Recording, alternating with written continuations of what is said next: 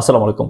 যেসব মেয়েরা শুয়ে বসে দিন কাটায়, কোনো কাজকর্ম করতে চায় না, fast food, junk food, sugary food এগুলো অনেক বেশি খায়, তাদের কিন্তু একটা সময় আল্লাহ মাফ করুক পলিসিস্টিক ওভারি সিনড্রোম ডেভেলপ করতে পারে। এটা কি? এটা হলে দেখা যাবে মুখের মধ্যে অবাঞ্ছিত লোম আসবে, ব্রণ হবে অনেক বেশি, তাদের মাসিকটা অনিয়মিত হবে এবং তলপেটে প্রচন্ড ব্যথা হবে মাসিকের সময় এবং ওজন অনেক বেড়ে যাবে। এবং এর কনসিকুয়েন্স হিসেবে এই মেয়েরা যখন বিয়ে করে তখন কিন্তু তাদের বন্ধ্যাত্ব বা ইনফার্টিলিটিও ডেভেলপ করতে পারে, অর্থাৎ তারা চাইলেও আর বাচ্চা নিতে পারবে না।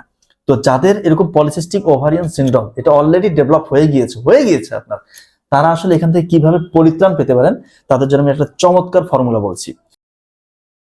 যে লাইফস্টাইলের গুলোর কথা বললাম এগুলো থেকে নিজেকে বেরিয়ে নিয়ে আসবেন ইনশাল্লাহ। এগুলো অ্যাভয়েড করবেন, আপনি নিজের পরিশ্রমটা নিজেই করবেন, নিজের কাজটা নিজেই করবেন, রাত জাগবেন না, মোবাইল ফোনটা কম ইউজ করবেন, fast food, junk food, sugary food এগুলোকে অ্যাভয়েড করবেন। দেখবেন ইনশাল্লাহ 2-3 মাসের মধ্যে আশা করা যায় ইনশাল্লাহ আপনার পলিসিস্টিক ওভারিয়ান সিনড্রোমের এই যে সমস্যাটা আছে এটা থেকে আশা করা যায় ইনশাল্লাহ আপনি বেরিয়ে আসতে পারবেন। ধন্যবাদ সবাইকে।